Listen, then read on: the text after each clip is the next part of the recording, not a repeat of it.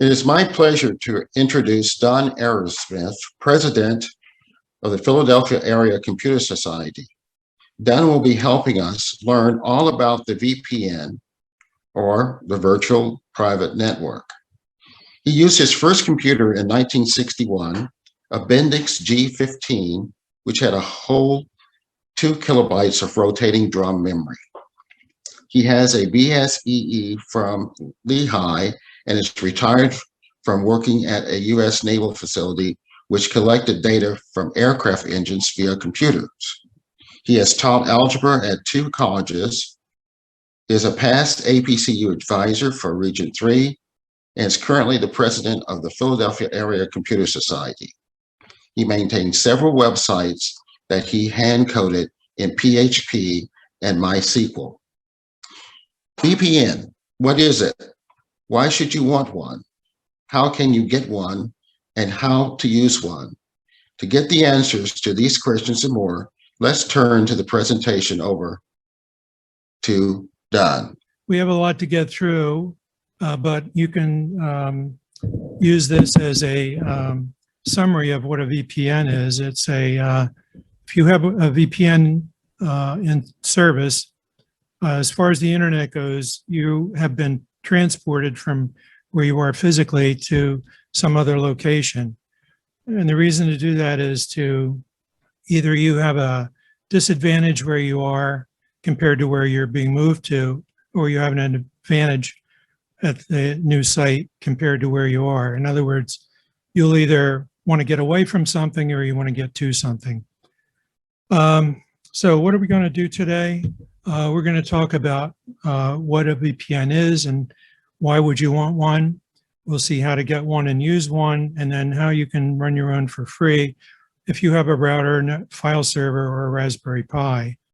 Probably almost the last half will be setting up a VPN on this particular router, which is mine. Now, if you do not have this router, which I would be surprised if everybody did, don't go away, because if you have another ASUS router with OpenVPN in it, it's probably very similar, if not identical.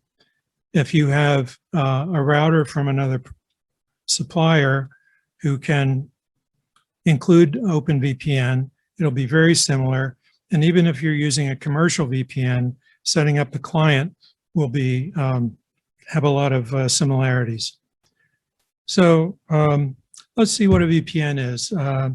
It's a way for you to take all of your internet traffic from your device, and a device might be your computer, your tablet, your phone, smartphone, and encrypt it and send it to someplace else.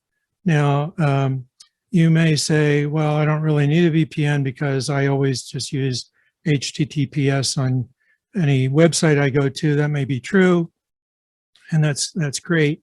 However, that doesn't encrypt all of your traffic from your other apps that are running on your device. The VPN makes sure everything is encrypted and sent through that tunnel. When it comes out at the other end, it gets decrypted and then routed onto the final internet destination. So in other words, where you end up connecting thinks you are at your VPN server and not where you are physically at. So that server could be a room away, or it could be half a world away. Of course, nothing is free. There's always trade-offs. It's going to be a little bit slower, or maybe even a lot slower. And if you're trying to use a VPN for security, you've transferred the trustworthiness problem from whatever would happen at your current site to your VPN server. So let's see why we might want one. The most often quoted reason is for security reasons, mainly while you're on a public Wi-Fi. You might be at your dentist's office, a coffee shop, library, whatever, and you're not the only device that's hooked into that network. That network is either no password or a password that's published all over the place. You also might want to hide your destination from your ISP so that they don't track you and give you targeted ads. Just check to see where you're going and so on. You might have to bypass a firewall or maybe block domains on this public Wi-Fi system. Maybe if you happen to be at a library, maybe they've blocked some domains that you may have to go to for some particular reason. You might want to just be in a different geographic location because you have a streaming service that has country restrictions on there. If you want to see something from the BBC and you're not in England, some things might be restricted. If you have your own VPN server at your home, it would be a way for you to connect back into your home network, even when you're somewhere else. You could access files on your local file server, maybe use your printer, send a fax, use an ad blocker if you have one on your LAN, or get to other devices that are there. So let's take a better look at the security thing while you're on Wi-Fi. So here's a general drawing of you with your device, and again, it could be any device. You go into a place with some public Wi-Fi, and you find that network here and connect into that network. You maybe needed a password or maybe you didn't. If you then start sending traffic to some destination, your packets are going to go out through the air over to this access point. It'll go in through other devices at that facility, whatever it is. It'll eventually end up on a router to go out to the internet, and it'll be routed out to your final destination. Now, these connections are probably either fiber or copper, and they're very unlikely to be snooped upon. But each of these devices, your device plus the access point, are like your favorite radio station. You send out your packets out into the air, and anybody with a compatible receiver in between within range can recognize that signal and see what packet you're sending. So let's say somebody else comes in, and it's we'll call him Mr. Snooper for lack of a better reason. So he's everything that you send plus everything that access point sends back to you, he is going to get on his adapter. Now, adapters are usually set up so that at the very beginning of a packet is the address that it's being sent to.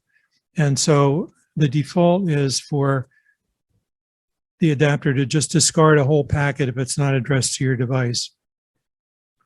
So that's kind of like the honor system.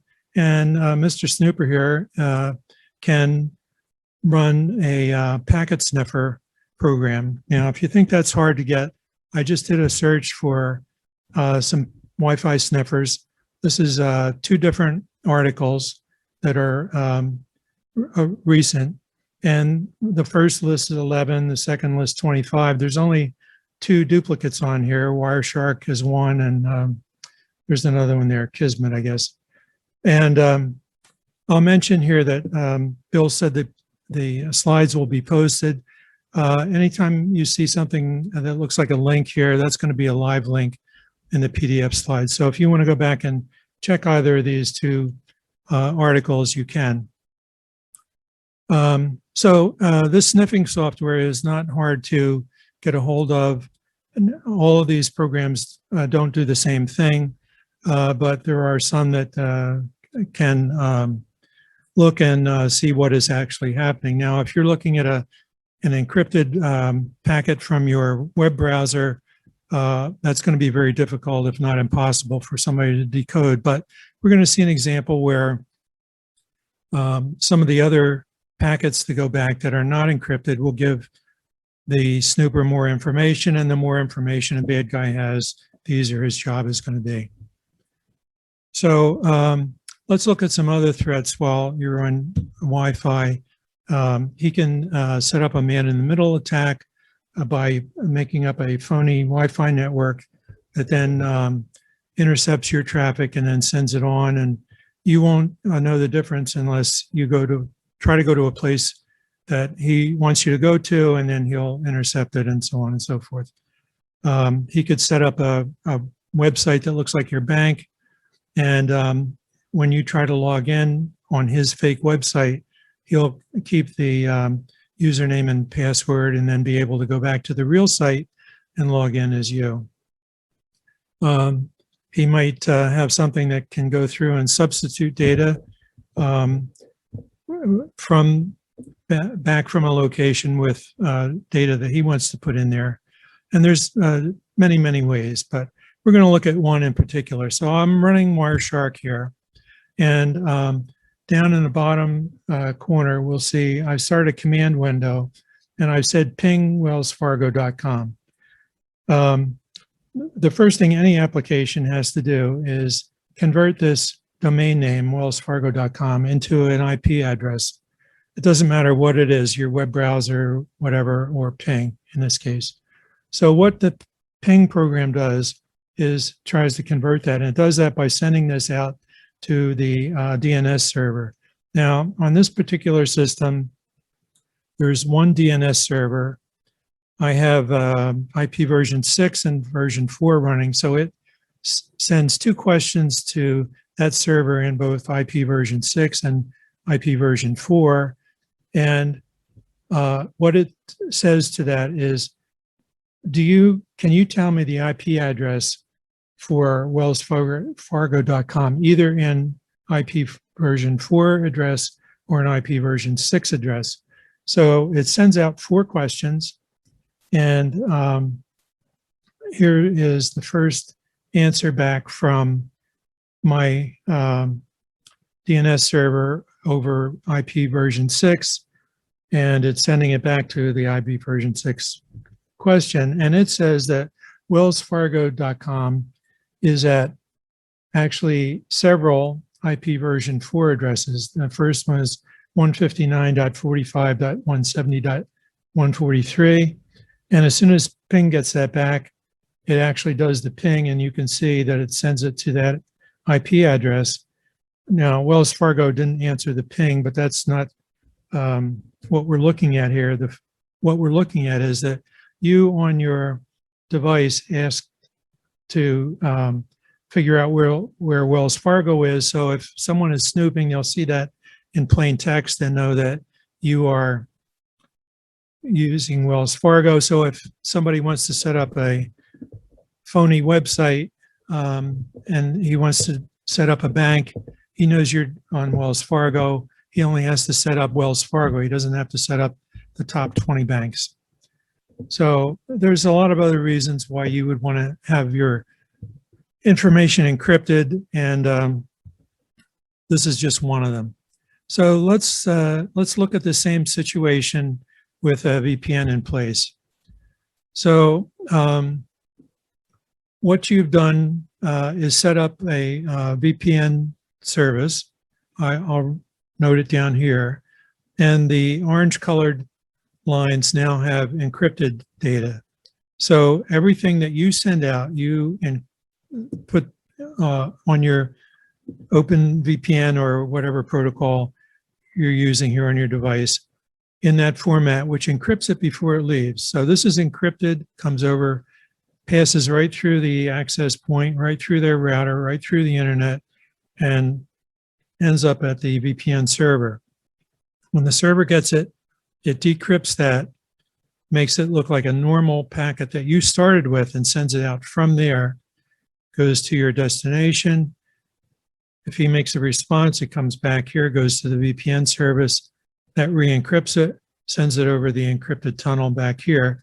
Mr. Snooper can look all he wants. He's not going to be able to figure out not only what you're saying, but where you're going.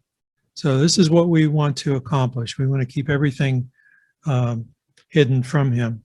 So I've shown this here with a commercial VPN service, but as I mentioned, we can set up your own VPN server.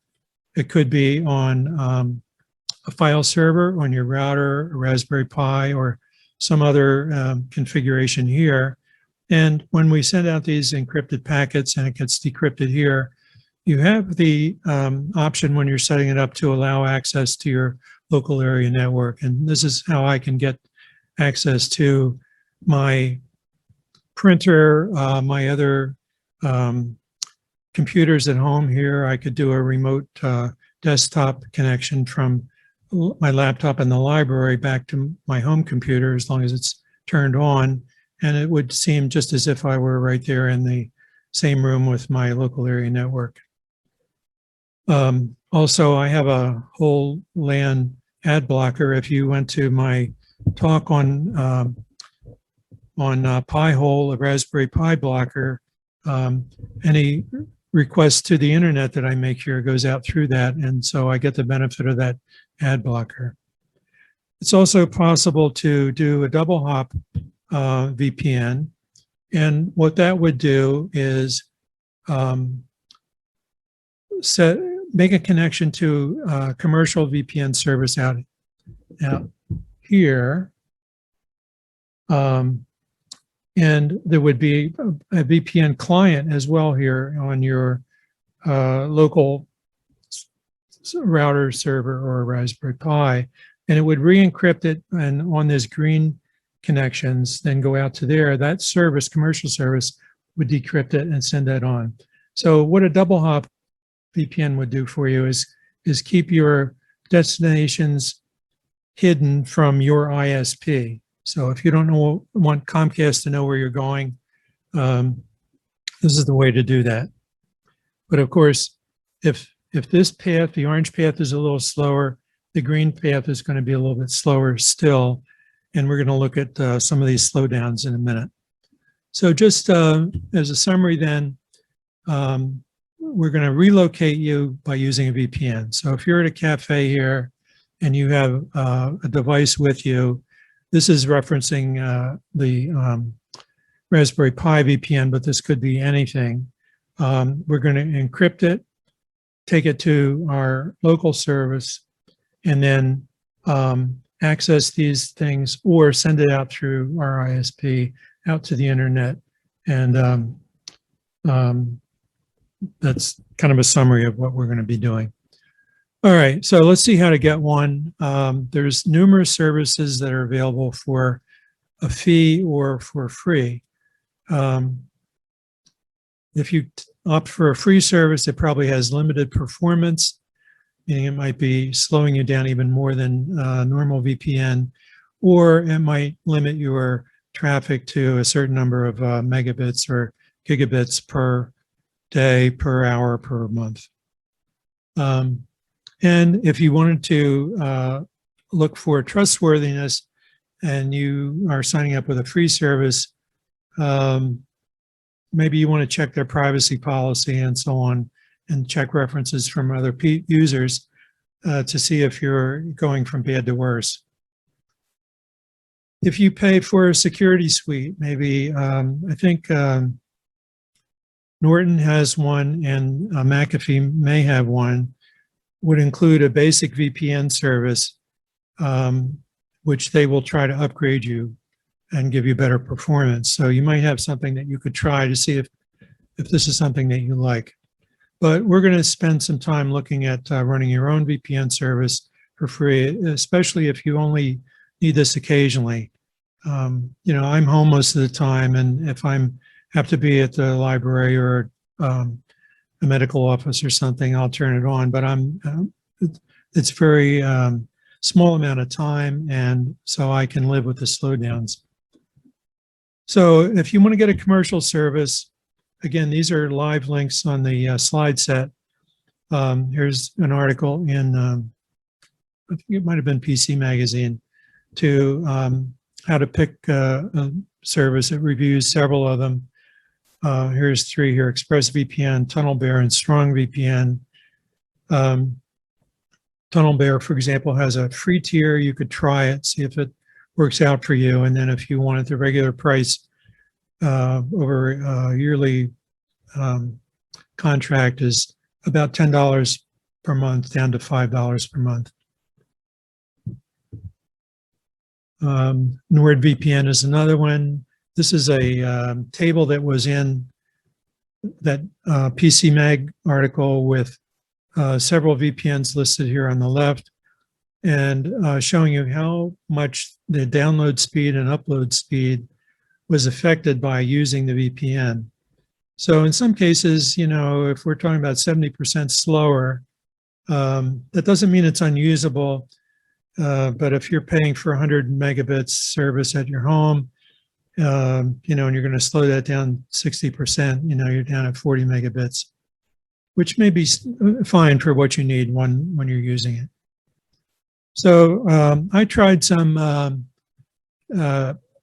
measurements here. And what this is my Android smartphone in my apartment connected to my network, which is a 5 gigabit network, and then on my Comcast internet service.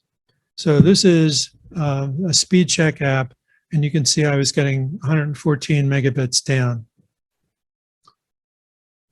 We have a open network available here, and that's right outside my apartment. And when I connected to that and ran the same speed test, you can see I'm at 34 megabits roughly. So it's slower than my home Wi-Fi. This is that open network that was at 34 megabits connected to connected with my VPN running on my client here, going home and then out. So you can see we're dropping down quite a bit. Here's another, a different speed test with the same comparison. It went from 64 megabits down to about 4. So again, it looks pretty dramatic, but for what you're going to use, and if you don't use it that often, you may not even notice it. So how are we going to use it once we have it set up? Each device has to have some client software to make its half of the connection and do the encryption and make the connection to the VPN server, whether it's at your home or the commercial service. Usually the service you subscribe to provides the client, and once you have it connected, configured, you just touch a little button on your device, it makes the connection, and that's all there is to it. So let's just mention that client versus server mode.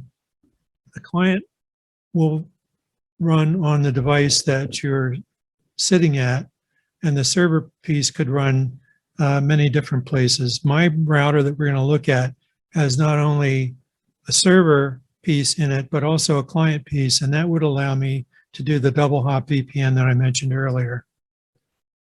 So when you think about using a VPN, the first question you have to answer is which protocol are you going to use? This is 5 of them. Point-to-point protocol is insecure. It's quite old. Don't use it. The second one, level 2 tunneling protocol, does not have any security with it, so you have to combine that with IP security, another one. It's a 2-step process. It's older. It's not really recommended. SSTP is secure socket tunneling protocol. It's Microsoft proprietary. You might find it on your device. I wouldn't recommend it. I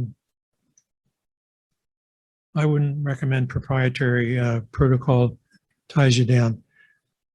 OpenVPN is what we're going to be talking about mostly the rest of the day here. It's open source. It's widely used. It's available a lot of places. Obviously, it's free, and it's been audited for security many times, and it's rated very well. There's a newer one called WireGuard that tries to give you better performance than some of the other ones. It's relatively new, so it's not available to many places, and there are some problems with its rollout. So at the present time, I would recommend sticking with OpenVPN. That's going to be available in different routers and different services. So let's see how OpenVPN does its magic. And I think this is really interesting. So on our device, this is not quite accurate here, and it shows a VPN box, but this is really going to be an application in your device probably.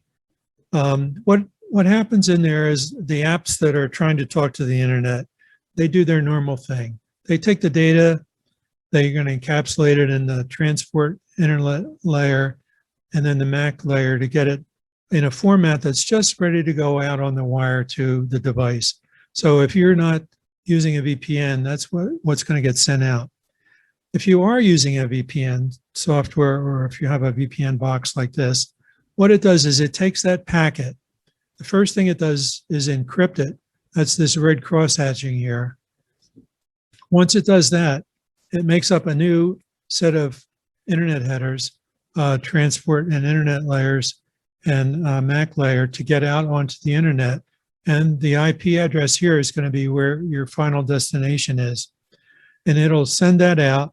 When it gets to the other end, the reverse is going to happen. It's going to strip off those headers, decrypt it, and then pop it back on through the tunnel to the other device, and it'll look, your application won't know it went on a VPN. I think it's magic. So a couple of other notes about it. If you have an ISP that you may be aware that there's no new IP version 4 addresses available. And what some ISPs have taken to use is carrier grade NAT or CGNAT to expand the number of IP addresses so that they can continue to sign up new customers. That will be a significant problem if you're trying to use VPN. And if you find yourself in that situation, you can usually call the ISP, tell them, and they'll switch you over to a real IP version 4 address. The other thing is, if you're using cable broadband, downstream and upstream are not the same. It's usually upstream is about 1/10 of your downstream. And because if you're using a VPN server at home, the encrypted packet has to come in from your device over that tunnel and then get sent out again to the final destination. Your overall stream, effective stream, is going to depend on both your down and upstream. So it'll be a little bit worse than if you were at home trying to do it. All right, so one of the last slides is a complete article on running the OpenVPN server on a Raspberry Pi. If you're not familiar with a Raspberry Pi, it's a little bit bigger than a pack of cigarettes. It's very capable. The new version 4, really could almost be used as a desktop PC. They cost, it depends, anywhere from $15 to $50. And that would be a very good cost, low cost method for you to get your own server. We're going to end up putting it on our router today. Several manufacturers include OpenVPN right in their firmware. So I happen to have an ASUS router, but I know TP-Link, Linksys, and Netgear include it on probably not the basic router, but the higher end routers. And if you find yourself with a router that doesn't include it, you might be able to reflash the firmware in your router with something that supports it, including Tomato, DDWRT, OpenWRT. Again, these are links, and you can find references to this either with a Google search or looking at the link in the slides later. So again, my router is this particular model, and we're talking about really something that will probably work on most higher end ASUS routers, and other routers will have very similar configurations. Before we can end up configuring our OpenVPN, we need to be able to find our home LAN. Now, if you're like me, you probably have a dynamic IP address from your ISP. And that means that it's possible that every time you turn off your router and plug it in again, you would get a new and different IP address, unless you pay for a static address. So we're going to have to work around that. And the way we work around that is using dynamic DNS. There's a lot of free services that provide this. I'm going to reference two of them today, Change IP and No IP. And what they do is you have some software that runs inside your LAN. Get a little drink there. It checks your external IP address at regular intervals. Mine does it, I think, every 5 minutes. When it notices that it's different, it sends a note off to that service and tells it to update your IP address. You're given a domain name through that service, and if you reference that domain name with a DNS server, you can then find your external IP address. So if that sounds a little confusing, we're going to do a little bit more detail. My router and many routers include an updating feature in there, and you can pick one service to do. Now, I use two of these, actually use more these days, but we're going to look at when I was using just two. I couldn't use the router technique to update both of them, but there's another service called dnsimatic, and you can configure multiple services at dnsimatic. I have my router set to update dnsimatic. It goes and tells everybody that I have a new address. So a couple things about static IP. If you say, okay, well, I'll just pay for one, you can only get it on a business account. If you have a business account, it's more money. And you have to pay more for the static IP above the business account cost. And when you have a business account, you have to use their gateway, and you'd have to put their gateway into bridge mode and then get your own router anyway. So DDNS is a better solution. So the first thing we're going to do is set up an account on one of these services. This is what Change IP looks like. You sign up for the service and then get to your dashboard. You can see here that I've blurred out most of my personal information on these slides, but I have my own address there, my domain name, and when I try to resolve this, it comes back with my current IP address, which we can see down here. So that's Change IP. The same thing would happen at No IP and any other service you use. I also use OpenDNS, which is a DNS service, and they like to know my current address because they do filtering on malware, and so they have to know what my address is. And I'm going to move along because we're running late here. So you can go back and look at the slides, see how they can do filtering. They also do some statistics for you, and we'll move into dnsimatic. And again, dnsimatic is from OpenDNS. It's free. Set up the account, and then just pick however many services and which ones, and it'll update it whenever you tell dnsimatic. So here's my dashboard at dnsimatic, and you can see Change IP, No IP, as well as OpenDNS. They all have my current external address here. They keep a history of updates to these, and once we get that working, we can get ready to go into my router. So this is what my router looks like.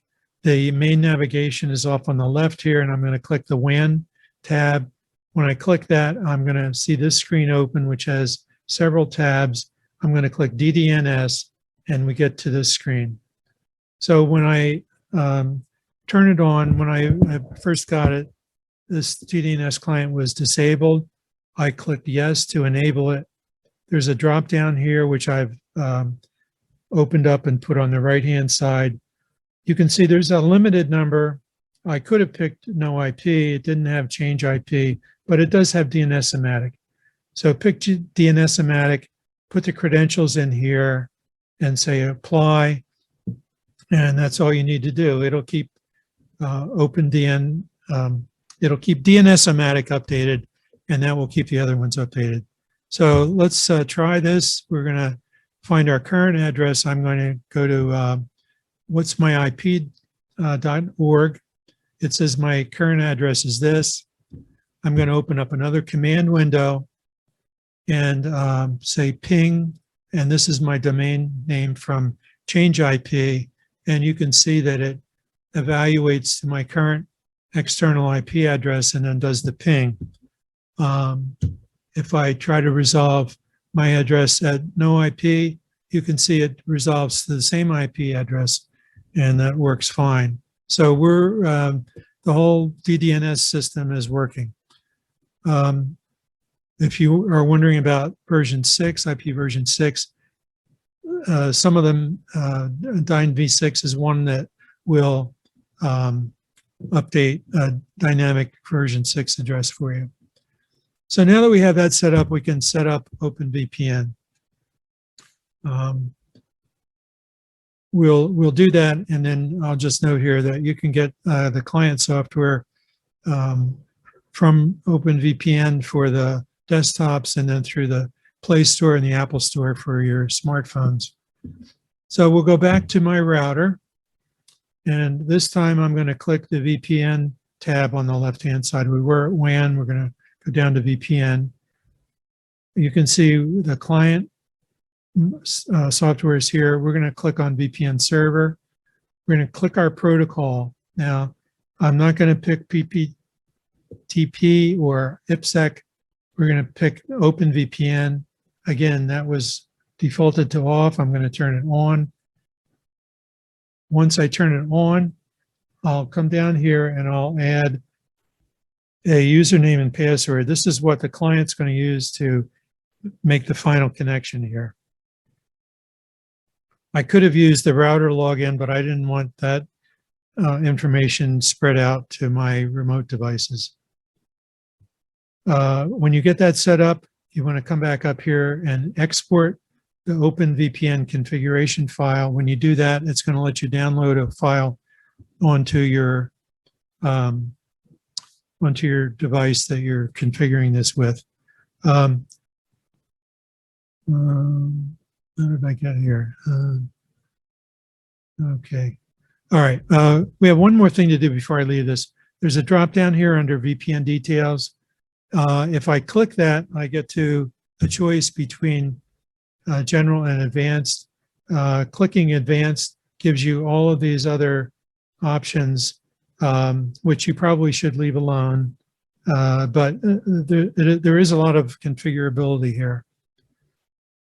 Once you're happy with this, you can go back and export that file, and then we're ready to set up our clients. All right. When it exported that file, it's going to use what we put in as the DDNS server, which in my case was dnsimatic. That's not what we want to use to resolve. So I'm going to have to go through and edit that configuration file. If you happen to be using no IP, you don't have to do this step, but we'll have to go through and edit that, and we're going to see how to do that in just a minute. And also, if you are running your server not on your router, you're going to have to forward a port on your router to get inside, but that's if you know how to set up a server inside your LAN, you already know about forwarding ports. So let's look at that file that we downloaded. That file is a text file. It's a long file. I put it in 2 columns here. I omitted the certificate values and the key values here. That's what does the encryption. But what you need to edit is this part in green here. So this is the domain name that would show up on the router. We need to change that to one of either your domain name at no IP or at change IP or whatever you're using. And I'll mention that ASUS has a dynamic DNS service available for free, which you can just set up, and that's available too. And of course, then the configuration file would be correct. All right, so I mentioned that you can go to the Play Store if you want to get the client for your Android phone. You would just install this and then run it. And the first thing you would do is add that configuration file in. You can email it to yourself, open it on your phone, and import it right here into your OpenVPN client. This is from the Apple App Store. Again, this is what you want to look for, this OpenVPN Connect. And again, install it, start it, and import that configuration file. If you're using Windows, Linux, or Mac, you would want to go to OpenVPN, and you can load the client file from there. So once you have it set up, this is my Android phone.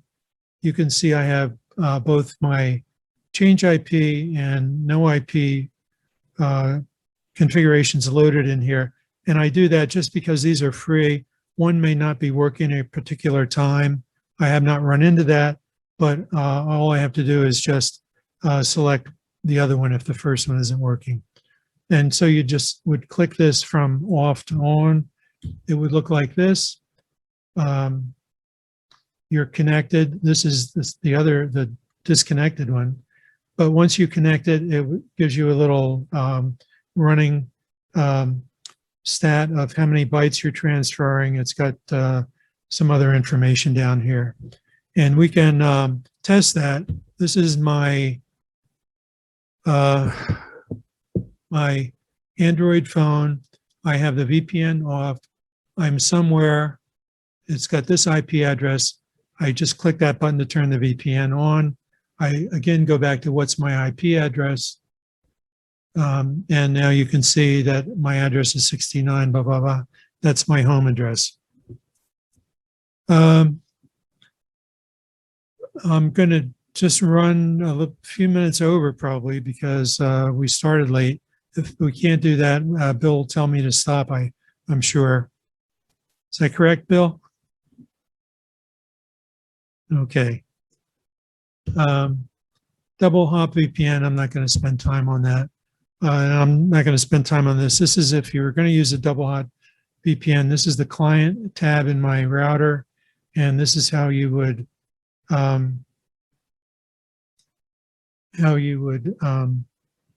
set that up. Again, VPN is only part of a security plan. There's some tips here for the whole thing. You should be doing that besides just worrying about a VPN. And these are 2 pages of links that I referenced. You saw those on other pages. And here we are. So I'm not running too far over anyway. So Bill, we okay?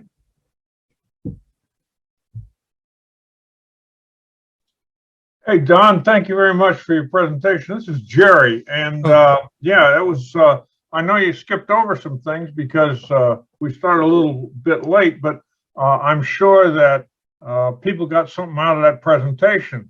I got 2 important questions for you that came from people watching, Don. Can you hear me? Okay. Okay. Yeah, one of them is, does this VPN stuff bother my streaming on my TV set? Well, if you were home and you were streaming, I think a lot of them make adjustments to the quality of the picture depending on how good your connection is. So if you have a nice fast connection, it gives you a nice HD picture. If and I'm talking about mostly Netflix here. If it's not such a good connection, it throttles it down to maybe 720p, and if it's still not very good, it throttles it down further. So it may or may not bother you depending on the actual speed of your connection once you make it. Okay. And the other question that somebody had near the end there was, I assume it works okay with mobile phones. You covered Android. How about Apple phones? Yeah, I did mention that it's available in the App Store, the same OpenVPN Connect software. And if you sign up for any of the commercial services, they will tell you right up front that it works on any device, and they will make that client software available to you if it's not using the standard OpenVPN client. The benefit is if you get that configuration file from the commercial service, it's probably already configured and you don't have to go in and do any of the editing as I had to do to change the domain name for the connection to my local LAN. All right, fantastic. Again, Don, thanks a lot for your time and effort putting together this presentation. I'm sorry we got off to a little rocky start, but it seems like we're rolling now. We're going to leave the chat box open for a couple more minutes, folks. So if you have some more questions, you want to get them in, because we do save all the questions out of the chat box, and we'll send them on to Don and send the answers on to you. And right now, we're going to start our moderator slides again, and we're going to have fun listening to that music and waiting for the next